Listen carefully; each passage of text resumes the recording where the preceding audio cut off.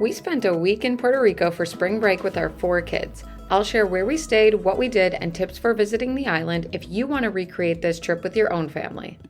First of all, we booked flights on points with Southwest Airlines because I earned the Southwest Companion Pass for part of 2023 and all of 2024 by earning 135,000 Southwest Rapid Reward points in 1 calendar year. That means I get to designate a companion to bring with me for free, except for taxes, during that time period. I also got to use those points for booking flights. We were able to book flights for 4 of our 6 family members on points, 1 went free as my companion, and 1 fare we paid in cash. We stayed at the Hyatt Place San Juan, which we also booked on points. We transferred Chase Ultimate Reward points to my Hyatt account to book this.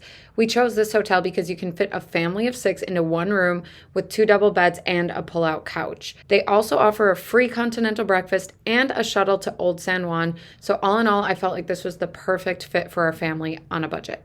The room was only 12,000 points a night, so we only had to use 36,000 points for our 3-night stay. Good morning from Puerto Rico. Yay. Woo. Or should we say Puerto Rico? Puerto Rico. Yay. Oh my God. Today we're going to explore Old San Juan. Yeah. We were going to do the Fort El Morro, but we got a really late start because we got in at about 2 a.m. last night. Yeah. So now we're just having a coffee, just had breakfast.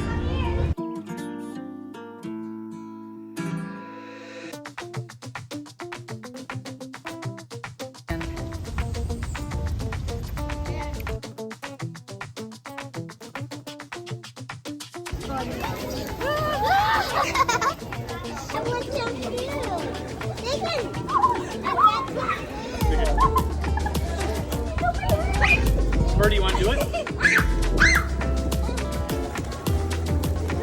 Okay, here you go. Where do you want to go? Dad, I want to do it again.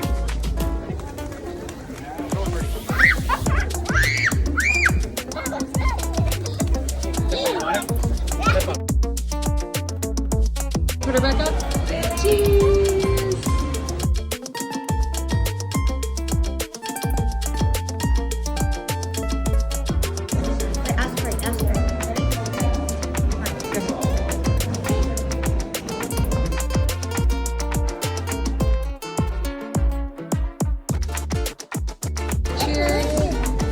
Yeah, look what I did.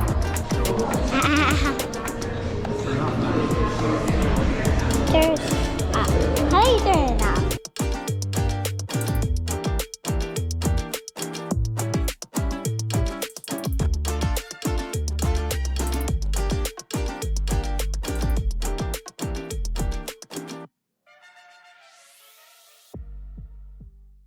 On our second full day in San Juan, we drove our rental car to El Yunque National Forest, the only tropical rainforest in the U.S. forest system. We started our day off at El Portal Visitor Center.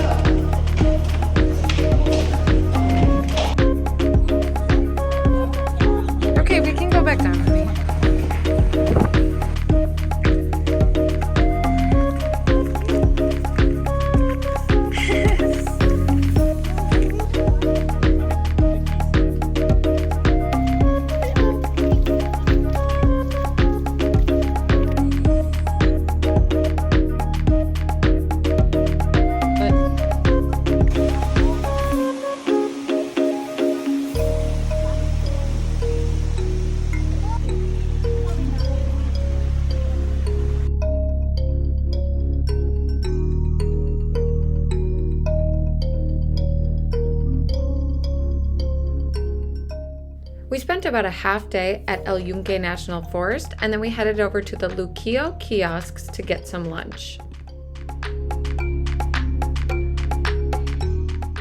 After an exciting morning, we decided to head back to the hotel to do some swimming. The kids had been such troopers that morning, so we let them relax and enjoy the hotel pool.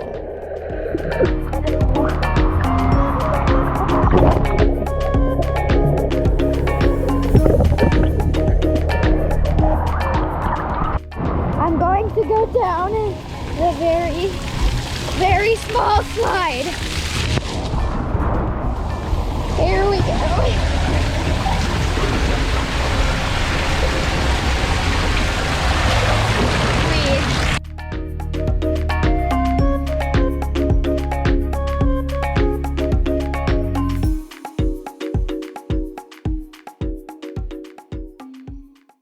On our third morning, we checked out of the Hyatt Place and made our way over to Castillo San Felipe del Morro, more commonly known as El Morro, to explore the historic fort before road tripping to our next destination on the island. Pretty smile. Pretty smile for the cameras. Lewis, Teddy, come grab your backpacks. Robot Nation, Robot Nation. Smile. There's gonna be pretty. There's Skittles over here. Come here.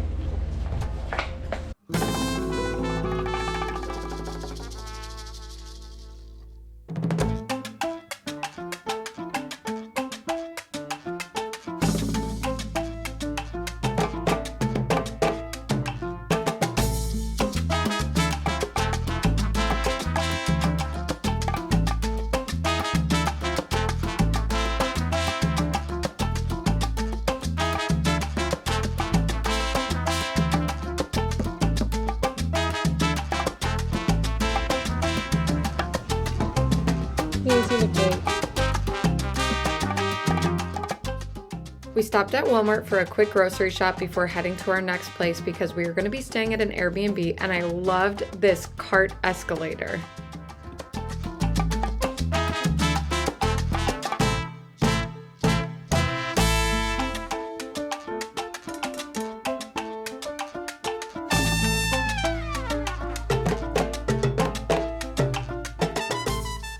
Our road trip took us to the west coast where we stayed in the middle of nowhere in a town called Moca.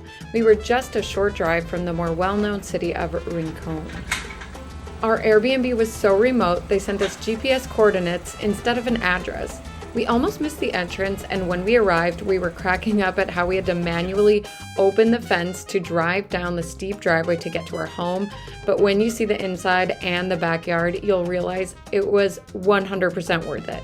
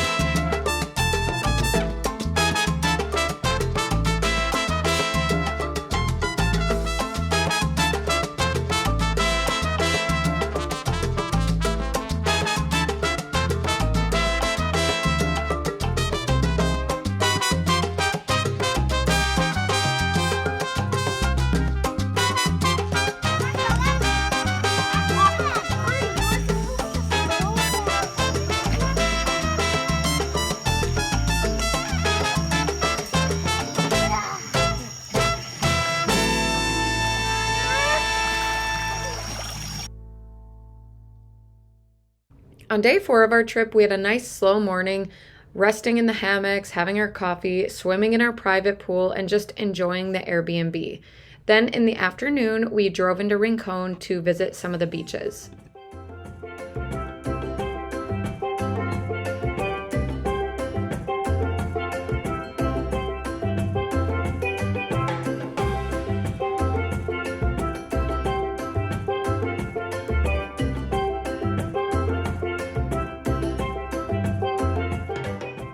We visited Sandy Beach, which was absolutely beautiful, but I do want to note that during our visit there were riptide warnings all around the island, so we let the kids wade up to their knees, but no swimming. Other than that, it was a great beach to visit with kids.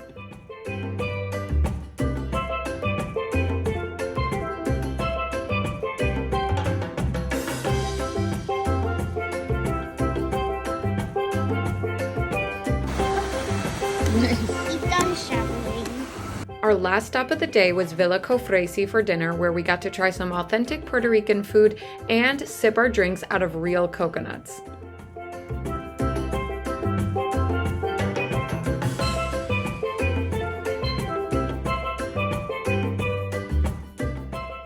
Day 5 started with sunrise and coffee because we wanted to get an early start for a quick day trip to a place called Cabo Rojo, where we were going to see some amazing views.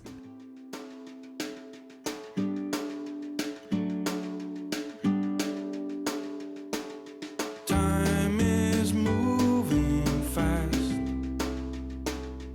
I am moving slow. All the days that passed had nowhere to go. I watched them slip away as far as I can see. I let them roll astray. It did not bother me. The sun is shining through every window pane. It's bathing you in light, so why should I complain? If there should ever be a storm or a pouring rain, we'll look out through the window pane where the sun will shine again. Day 6 was our last full day in Puerto Rico, so we checked out of our Airbnb and drove back to San Juan. We had an early flight the next morning, so we stayed in an airport hotel, but we had to make one last stop in Old San Juan for another round of paletas because they were just so good.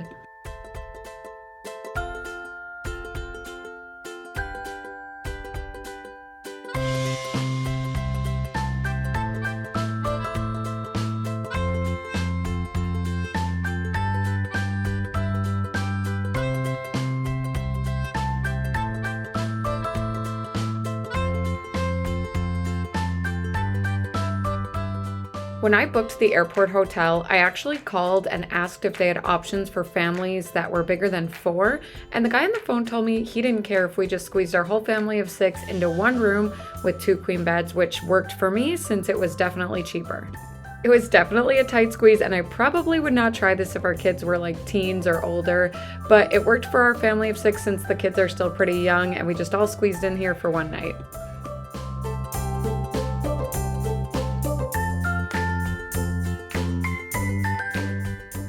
Another benefit of staying at the airport hotel is that you do get free continental breakfast, so it's nice to just roll out of bed, grab something to eat, and then walk through the airport to your gate. Super simple, and I'm so glad we did it.